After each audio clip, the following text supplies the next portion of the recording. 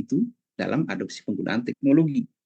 Itu mulai berkembang pada tahun 1997-an. Nah, lebih lanjut lagi, di penelitian dari Nick Bors, teknologi dan caring sangat penting. Ya, ini ada pendapat dari Nick Bors bahwa teknologi dan caring itu sangat penting. Untuk apa? Untuk menjaga kualitas dalam layanan kesehatan.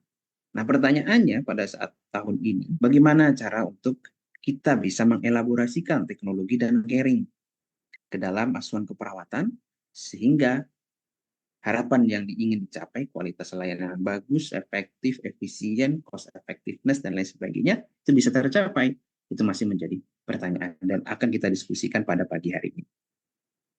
Nah, kemudian kita lanjut. Sebelum kita bahas masuk ke inti pembicaraan, ada pertanyaan lagi yang sebenarnya ini menggelitik dan perlu kita refleksi kembali.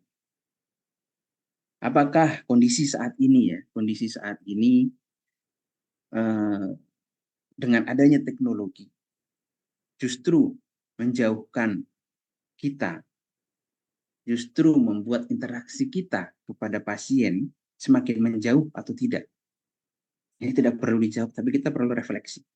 Selama kita di rumah sakit nih, saya sendiri saat ini juga ada di rumah sakit dan melihat fenomena bahwa selain manfaat yang dirasakan dan hasil penelitian yang kami lakukan pada tahun 2021, perawat itu merasakan manfaat teknologi. Semakin efektif dokumentasinya, mudah dibaca tulisan-tulisan untuk komunikasi antar profesi. Itu manfaat yang dirasakan oleh perawat. Semakin mudah dia mengakses data, itu manfaat yang dirasakan. Namun ada efek samping lain yang dirasakan dari hasil penelitian kualitatif yang waktu itu kami lakukan. Dia merasa, perawat menceritakan bahwa mereka jadinya dalam proses transisi ini, mereka teman-teman perawat kita, banyakkan menggunakan teknologinya ketimbang interaksi. Padahal harapannya dengan adanya teknologi, intensitas kita ke pasien lebih meningkat, ya kan? Itu yang harapan kita. Tapi kondisi di lapangan, terutama didukung oleh hasil penelitian yang kami dapatkan tahun 2021 kemarin, mereka merasa ini kok ada aktivitas yang berulang yang kami kerjakan di lapangan. Mungkin teman-teman bisa menjawab itu, merasakan itu. Ini aktivitas mengisi lebih banyak dan lain sebagainya. Harapan efektifnya ini belum dapat. Itu kondisi yang ada di lapangan. Berbeda lagi mungkin dengan rumah sakit atau rumah sakit yang lain yang memang mungkin sistemnya sudah baik, sistemnya sudah efektif, sehingga efisiensi yang diharapkan tadi, interaksi yang semakin banyak ke pasien itu bisa terlaksana dengan baik. Namun, apakah benefit yang kita rasakan dengan penggunaan teknologi bisa kita maksimalkan untuk berinteraksi dengan pasien dengan maksimal? Itu menjadi pertanyaan juga yang perlu kita jawab sendiri. Seperti itu. Karena ini ada kaitannya. Teknologi dengan semakin efektifnya, apakah beban kerja kita semakin meningkat ataukah semakin menurun? Nah, itu di lapangan berbeda dengan teori yang diharapkan. Teori kan inginnya seperti ini. Gapnya di lapangan seperti ini ternyata. Itu gapnya masih cukup luas, lebar. Dan ini menjadi tema menarik untuk bagi researcher khususnya untuk meneliti ini. Mengapa nih? Kenapa nih efektif efisien yang diharapkan dengan penggunaan teknologi masih belum tercapai? Ada masalahnya di mana sebenarnya? Nah, itu yang menjadi perlu kita jawab secara bersama. Dan ini menjadi tugas kita bersama. Dan tentunya di HPII berharap kita bisa mengecilkan gap tersebut. Bahkan menjadi teknologi yang ada saat ini adopsinya semakin masif dan perawat-perawat kita bisa lebih mudah untuk dalam beradaptasi dengan perkembangan teknologi yang ada.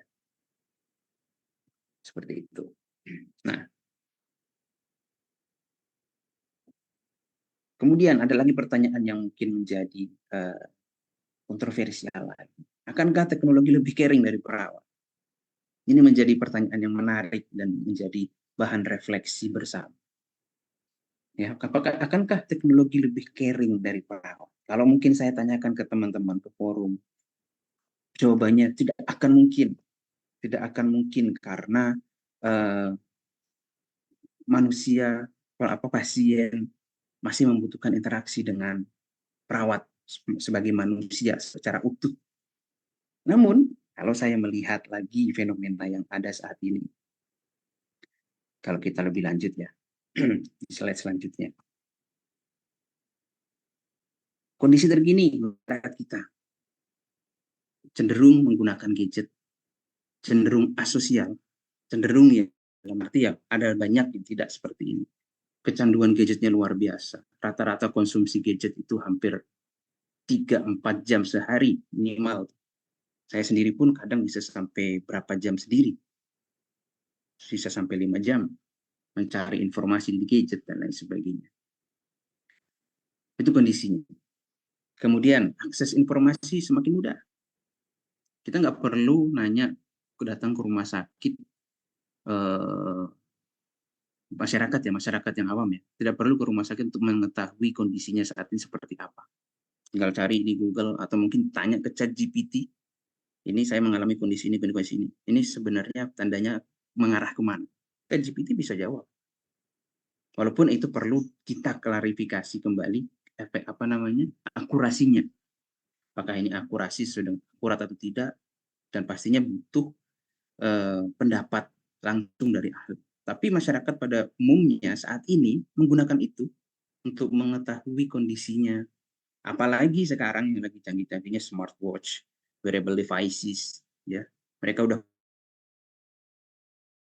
pakai untuk aktivitas sehari-hari, mau detak jantung, SpO2, VO2 max dan lain sebagainya. Mereka bisa ukur sendiri.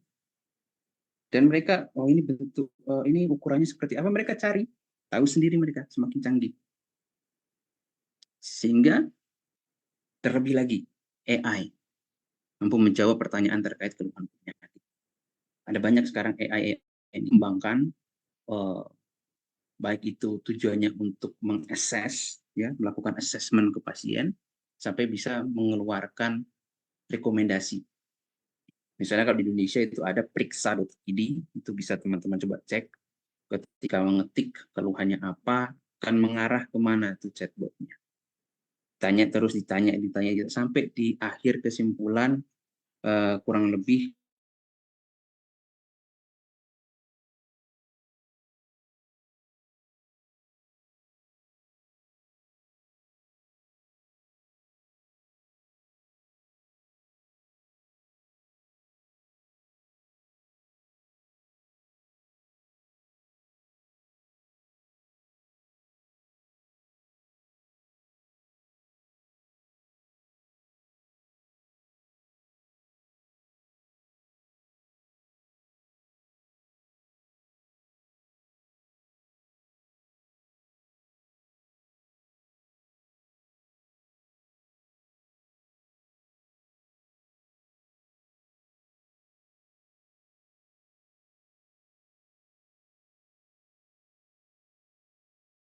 yang harusnya aktivitas itu kita interaksi, kita bisa lihat langsung datanya.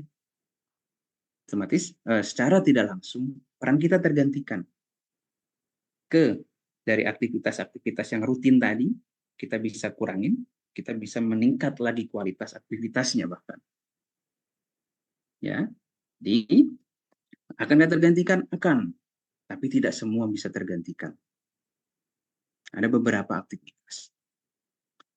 Nah, misalnya pernyataan itu bisa dibenarkan. Perawat akan tergantikan teknologi, tapi tidak semuanya. Saya lebih cenderung ke situ. Menurut saya pribadi ya, itu debatable. Silahkan teman-teman berpendapat, ini pandangan saya pribadi. Tapi didukung oleh fenomena yang ada dan referensi yang ada. Nah, jika itu memang dan itu yang terjadi saat ini di masyarakat, sehingga kita sebagai perawat, bagaimana kita bisa berdampingan dengan teknologi jatuhnya. Kita berdampingan dengan teknologi, perkembangan teknologi ini jangan sampai kita tertinggal.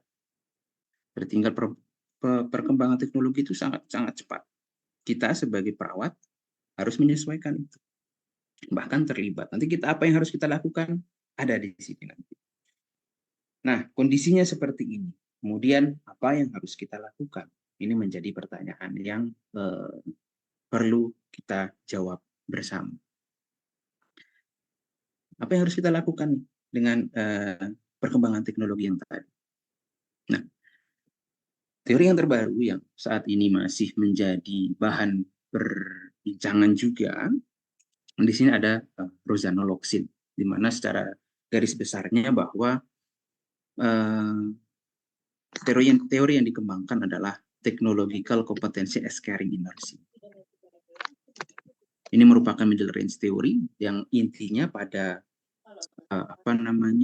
teori ini menekankan bahwa kemampuan kita terhadap teknologi, ya, teknologi kompetensi itu banyak jabarannya, adalah bagian dari caring kita sebagai perawat. Jadi, perawat yang memang tidak bersikap acuh terhadap teknologi, tidak mau belajar terkait teknologi, nah itu bisa menjadi bahan diskusi, apakah dia tetap caring atau tidak.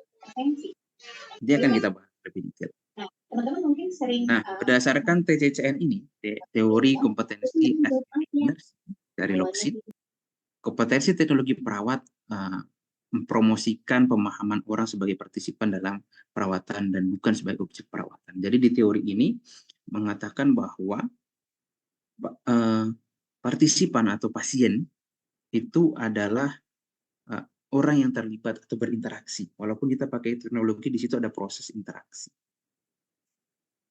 Karena memang pada dasarnya ketika kita mengumpulkan data menggunakan teknologi apapun, di situ ada interaksi.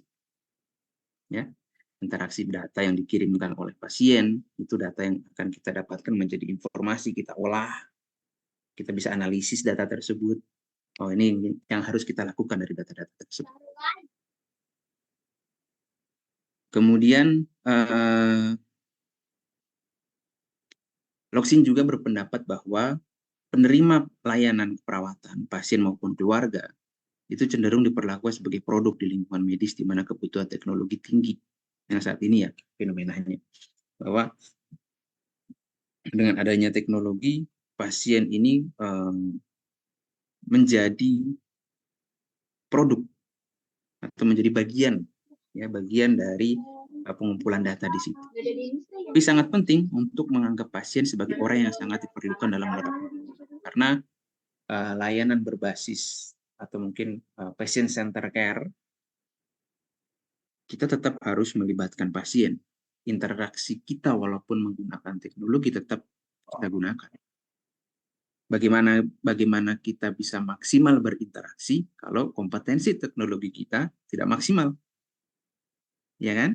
Nah, dengan kompetensi kita dari teori ini ya, dengan kompetensi kita yang baik, dengan perkembangan teknologi juga yang semakin cepat, kita akan lebih mudah, karena di teori ini itu ada knowing person, bagaimana kita mengetahui, memahami manusia, dalam arti adalah pasien kita secara utuh. Bagaimana kita bisa mengetahui pasien kita secara utuh kalau kita kesulitan menggunakan teknologi yang berkembang saat ini? Bagaimana kita bisa mengatakan saya caring kok sama pasien saya, tapi pada kenyataannya kita sulit membaca data yang ada di teknologi komputer misalnya.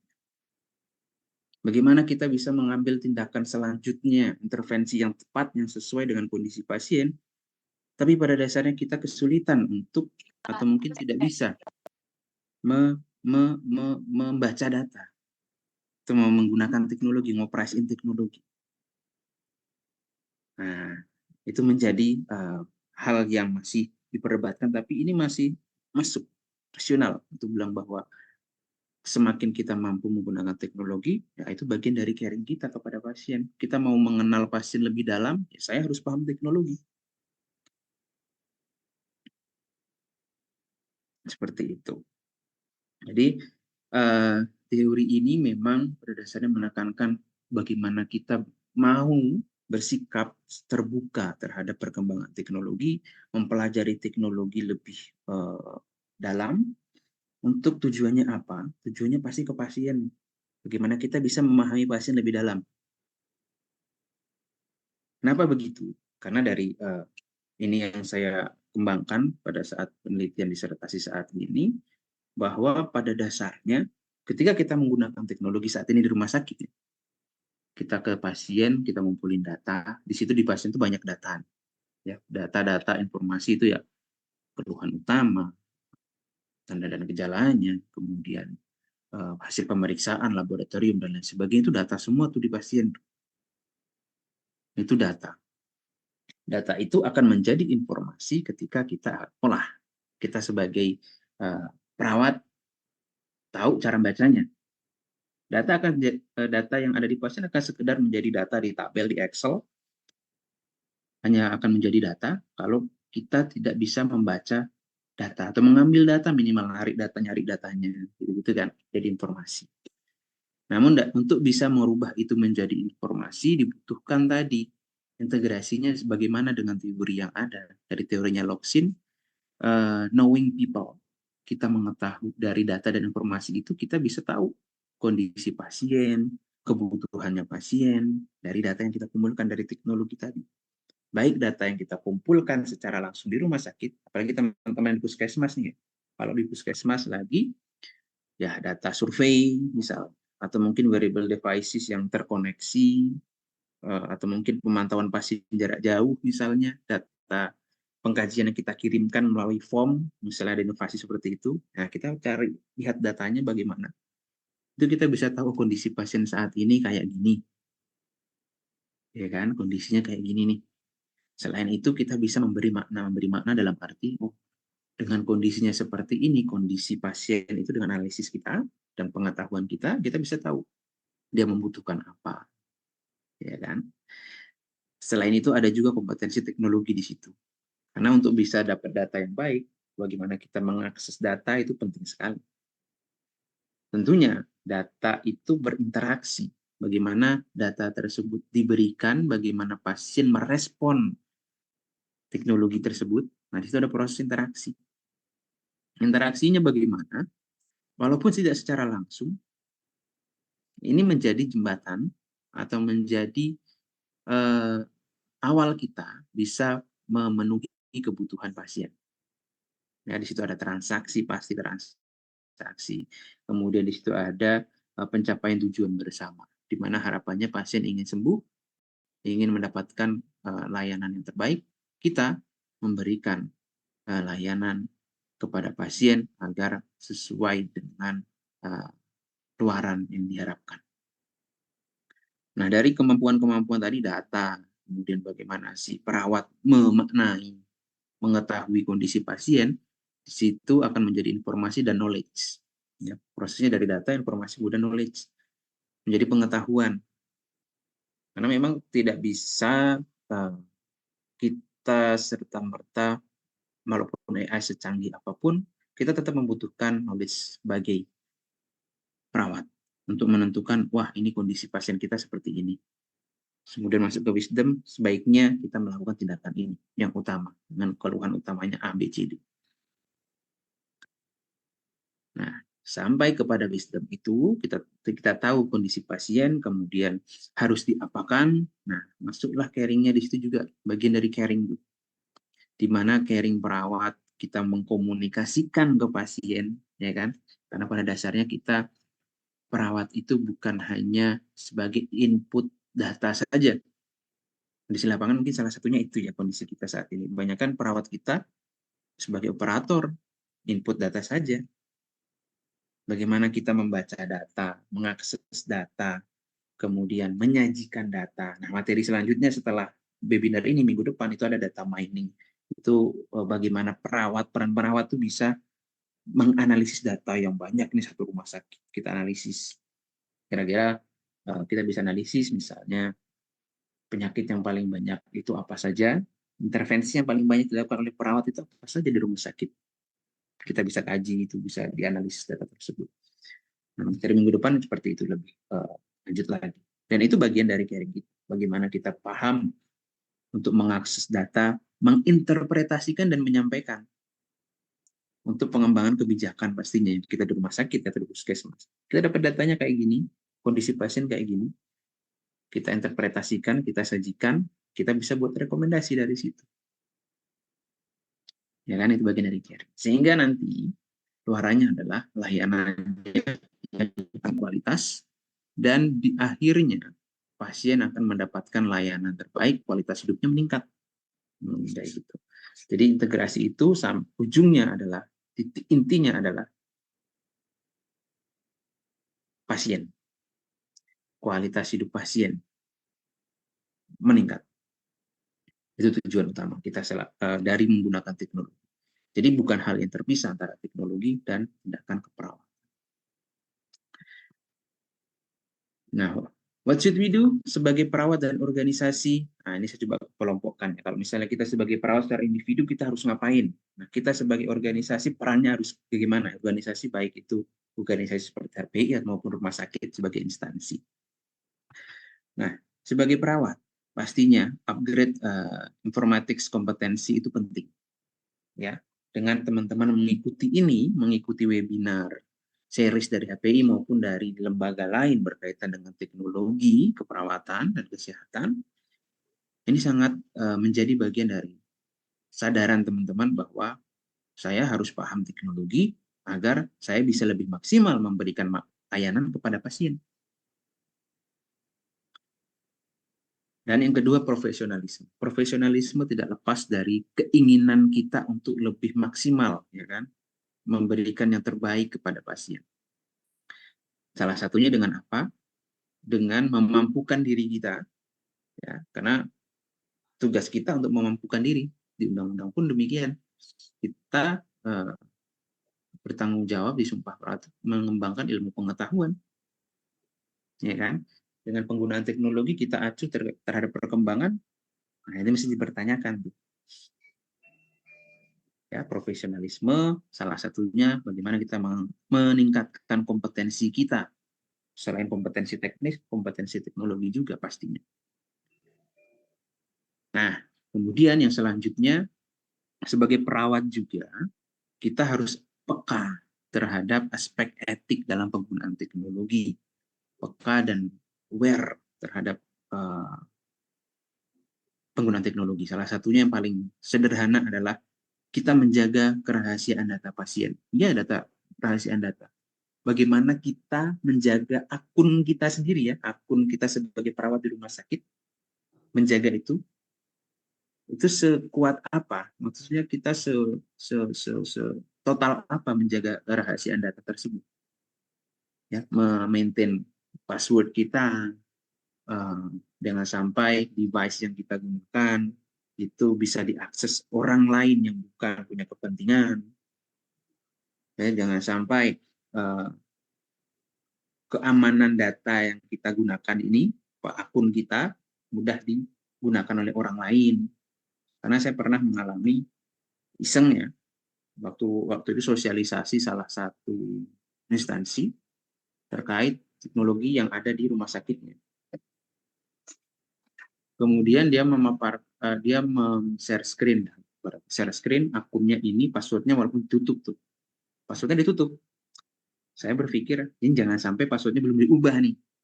Akunnya saya lihat, saya copy lah, saya coba iseng lah, ketik.